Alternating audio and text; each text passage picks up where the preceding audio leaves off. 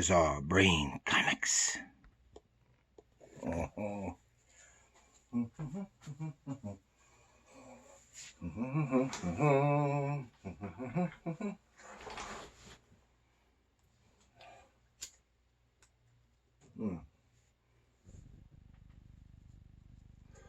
Gary here for Bizarre Brain Comics. This is where I like to take a look at some older comics, look at some of the characters and creators, and then examine the stories and the art. This time, what I want to take a look at goes back to the late 80s.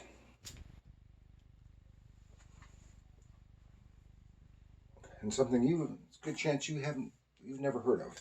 This is Marvel Comics D.P.7 number 15. And you go, D.P.7, what the hell is that? Well, this goes back to that period of time when Marvel Comics had a new imprint called The New Universe. And this is one of those titles. Let's see what the Big Book of Knowledge has to say. Okay.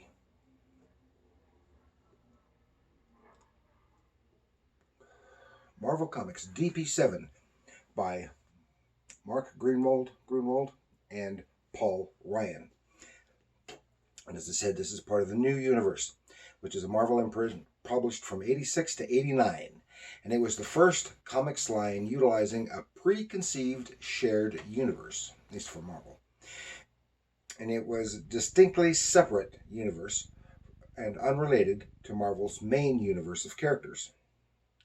It was intended to be more grounded, absent of aliens, gods, and fantastical super technology and magic, and the superpowers were more limited.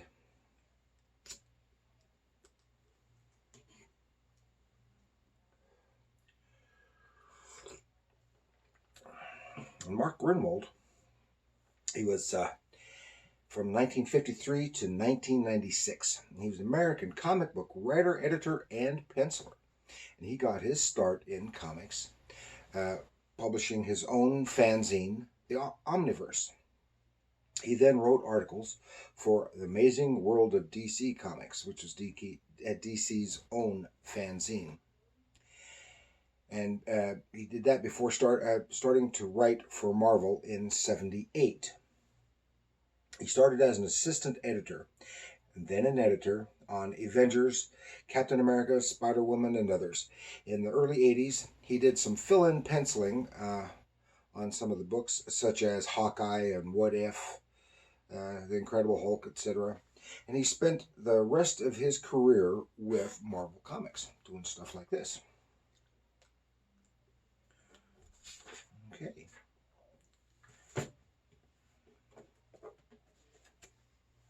I think I talked about Greenwald before, but I'm not positive. And he wasn't that old when he passed away. I don't know the circumstances. But anyway,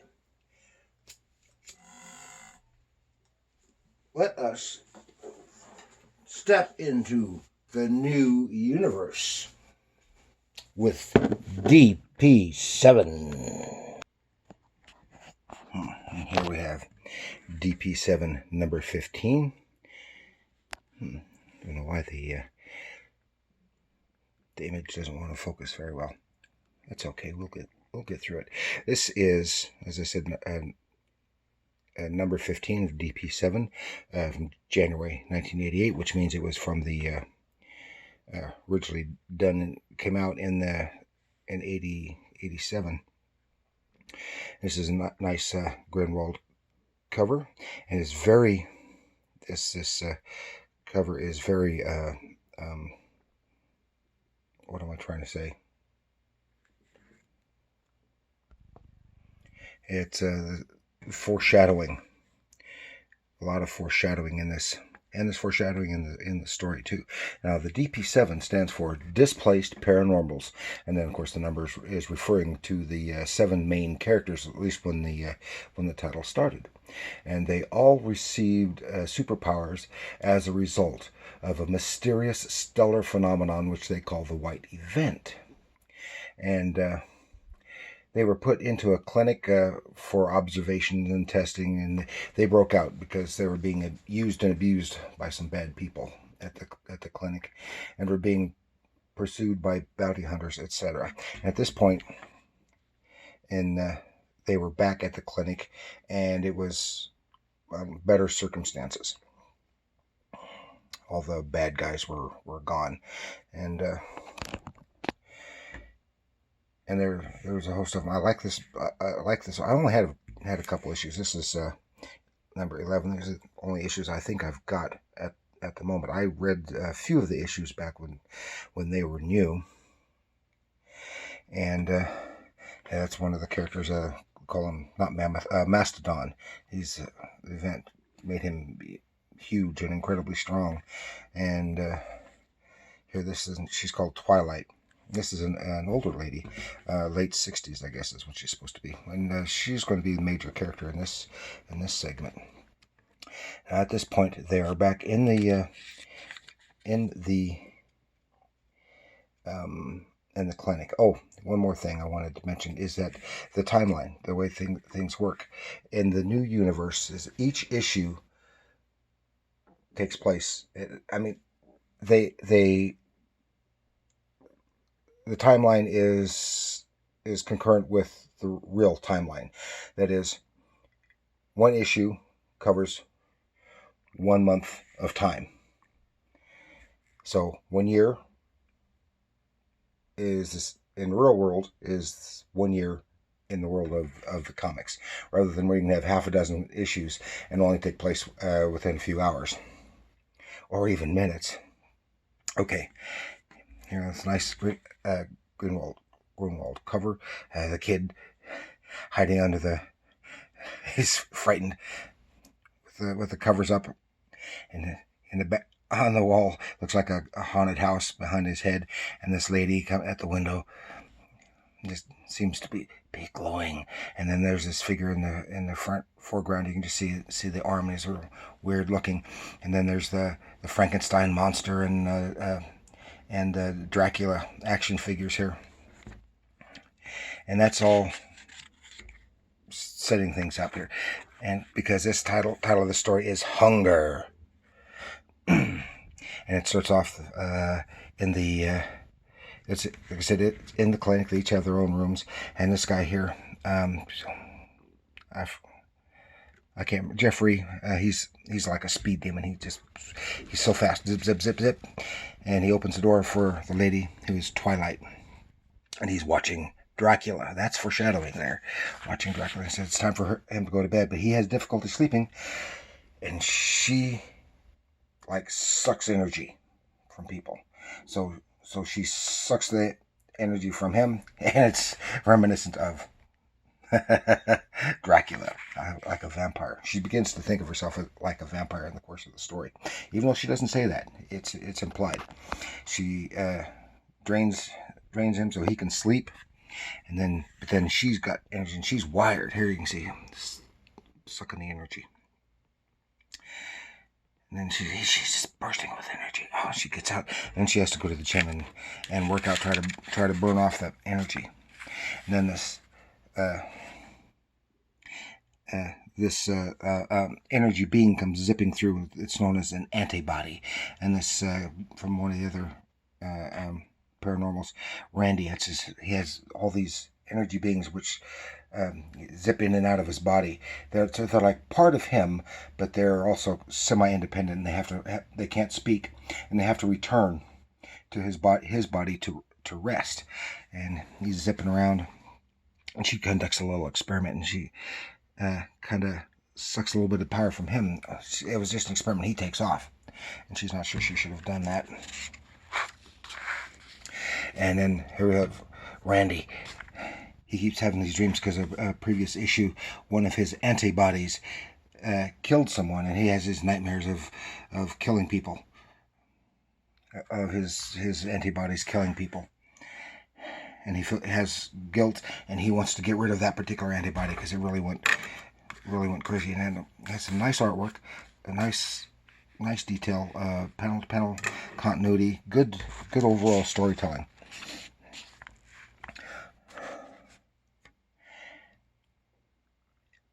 And nice page layout, easy to tell the story. And here the antibody, it comes back to him. This is the one that killed him. He can tell them apart. The one that killed that person. Of course, the person was a bad guy, and he was actually defending him, but he still. And he doesn't allow this thing back into his body to rest. He's hoping it'll eventually die and fade away or something like that. He doesn't know. And here's this kid. He's not actually paranormal. He was brought here because one of what he calls the shadow men came to him and actually took refuge in his body, which they're not supposed to be able to do to other people. So he brought the antibody, the shadow man, back, and they're keeping him here. They're just kind of like for observation. He's just a kid, and he's bored because he's been reading the same comics over and over again. And then, if you can see here, the comics that he reads are Marvel comics.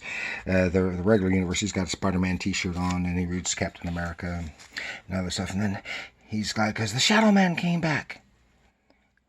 But it's not the one. He can't tell the difference between the two. He thinks it's the same one. But then he takes off. Nuts. Because he liked him. Because he's bored because he doesn't have any friends. He was from an orphanage. He was getting bullied in school and the orphanage and stuff. And here they're in the chow line. You can see some of the other characters. Here's the big guy. Not Mammoth. Mastodon. There's Twilight, and I don't know the names. They call this guy Scruff because everything he wears gets scruffy. He can't help it. He just wears it and it collects dirt. And there's the kid. But there are another bunch of paranormals here, and they've kind of gathered together in a gang of sorts. And they hang out together against everyone else. And here's... But the guy Randy, he's also he's like a therapist or something, and he takes care of some of the intensive care. He takes care of some of the injured people and the like. Here he is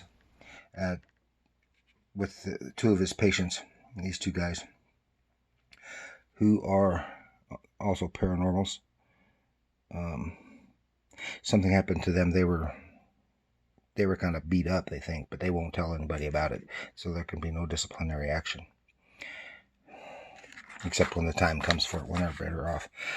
Then zoom, what the heck? One of the guys, he can control like gravity or whatever. Yeah.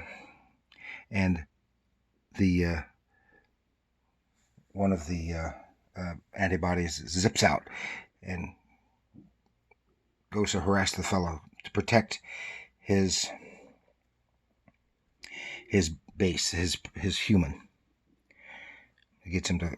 It calls him off. Meanwhile, here's Twilight, later in physical therapy, and the physical therapist is talking with the lady, and he notices, of course, she has to wear this mask, or she has to be completely covered, but with her exposed skin, she starts sucking energy from people. She's like an energy vampire. But they notice, and she notices too, that her figure, check her out, her muscle tone, everything is amazing for her age. And her figure is developing. Now, she was a spinster, an older lady, never married, and from her thoughts, she apparently never even had any lovers. But now she's curious because people make comments, how nice she looks and all this other stuff, and she's thinking maybe something can happen, but she can't. And she's wondering if they're just joking or if she's actually becoming attractive to these men. They're in the class for the underaged. It's one guy Scruff, and there's the kid. They call him Alfred E. Newman because he's not the best looking kid. He's real nerdy, and he's getting a little bit of harassment in the class. And Twilight is in the role of the teacher. All this stuff is zipping and bopping about, and it's not like there's a villain that they're in this particular issue. It's just all personal development, especially with Twilight and Randy. And Randy's talking with his therapist, ways to control the antibodies, and what can you do to get rid of the one that did the killing and such. Well, meanwhile, the Twilight had the kid. I've forgotten what his name is. Anyway, stay after class for a little extra tutelage, and she's craving. She's becoming developing a craving for the energy, and she conducts a little experiment, just exposing a little bit of her skin, and it just sucks the energy right from the kid, and he just passes out. Boom. He thinks he falls asleep, and then she hates herself for what she's done, and she can't do this anymore. But she needs the energy, like, to survive, and apparently be growing younger, because she can see without her mask, when she's by herself, she's looking younger. Oh, Evan, that's his name, Evan. He says, "Oh, sorry, I fell asleep." "Oh, that's okay. It's nothing wrong." And then she goes to the speedy guy, zip, zip, zip, and she says, "I can't do this anymore for you." And she can't say why, but she does it this one last time, and zip, zip, zip, and he goes to sleep, and then, that was it. The last time I will let myself feed. I must master the beast I've become.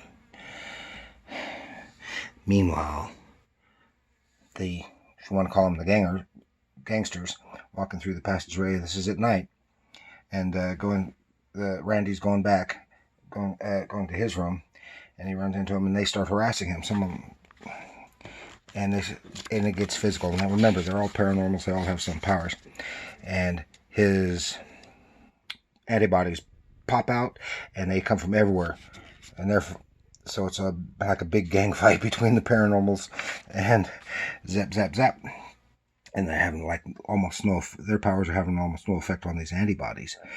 But this is when Twilight enters the picture. She sees what's going on. No, so she quickly, I think she takes off her mask and goes through the bunch of them, and they all collapse, and she just sucks all energy. So she puts it back on, takes Randy to his room, and they get security and paramedics, and they bring everybody in. Then they start taking the aggressors back to their places, and but it says, "This is great. This is great. Your powers actually affect the antibodies. That means with your help, I can get rid of the killer." And she says, "No, I can't do this. I can't do that." And then he realizes what he's asking her. He says, "No, I'm sorry, it's too much." And she confides in him that it's becoming like a need for, and she can't do it. Meanwhile, she heads back to her room. Meanwhile, the one antibody, the one that did the killing, he's trying to get back into his body. He won't let him. And all the other antibodies gather around him to hold him off. And she's looking at the mirror in her room, and she notices she's getting younger and prettier, and she says, "So something takes over, Dr. Ziegler. This is Lenore in room 321. I'm very sorry to bother you at this late hour, but I just had an idea that cannot wait until morning." "Why?" "Because I'd like you to paint my body with this paint." I don't know this is just foreshadowing for what's coming up in the future. We don't know. But then the antibody comes to see Evan, and he takes refuge in Evan's body. So that's how he's able to rest is in Evan's body, and Evan feels complete. He says, "You look kind of fuzzy. You can rest in me if you want." And then the end for now. And that's that. But she's beginning to feel like this vampire foreshadowing. She was feeling like a vampire, drawing the life from these people. And meanwhile, you got this one antibody that's also like a monster, and they're both feeding on. That's how that's in there. Both preying on this kid here.